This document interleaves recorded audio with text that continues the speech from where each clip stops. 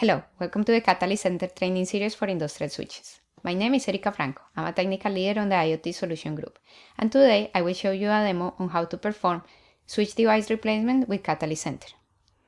If you want to know more about switch device replacement or other Catalyst Center features for industrial switches, please check our videos on the series. The first step on device replacement is to identify that the switch needs to be replaced. If a switch is unreachable, Catalyst Center will display this in assurance pages. Let's take a look.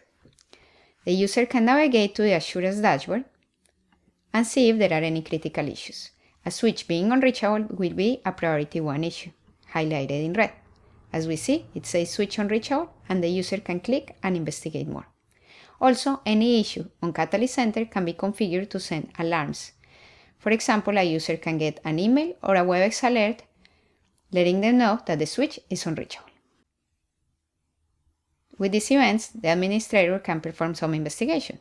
We can see details as what is the device that's being unreachable, where is the site that the device belongs to, what kind of the device it is, and also when is the first time the event occurred and what is the last time the issue occurred. Once the administrator concludes that the device needs to be replaced, someone on site will take the old device out, put the new device in, and replace the cabling. When the new switch is connected into the network, it uses PNP to contact Catalyst Center and wait for configuration.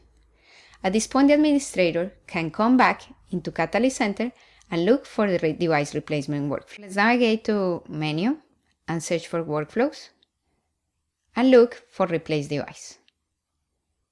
Click on Replace Device and we get to this wizard, so let's do it. First, we assign a task name. Then we need to select the device type. In this case, we are replacing a switch. Next step is to choose a site in the hierarchy where the faulty device is located. In this case, I will scroll and select test site, which this one has my faulty device. I click Next. In this case, the wizard doesn't show any faulty device because the device has not been marked for replacement. So the administrator clicks on Add Faulty Device and selects the device that needs to be replaced. Click Next and confirm that it's marking this device for replacement. At this point, the device is marked for replacement successfully and we can continue with the wizard. So far, we have selected the faulty device. Now we will select the replacement device. Catalyst Center will show devices that have contact Catalyst Center and are waiting for configuration using the PNP process, and they match the same device type. In this case, we see one entry here. That is the entry for the new device that was plugged in instead of the faulty one. We can select it and click Next.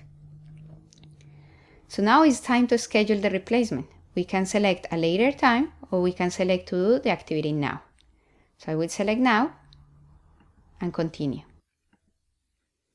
Finally, it shows a summary of our selection. So it shows the device type, the device that is being replaced, the device we are using for replacement, and also what is the target image on the replacement device, the target configuration.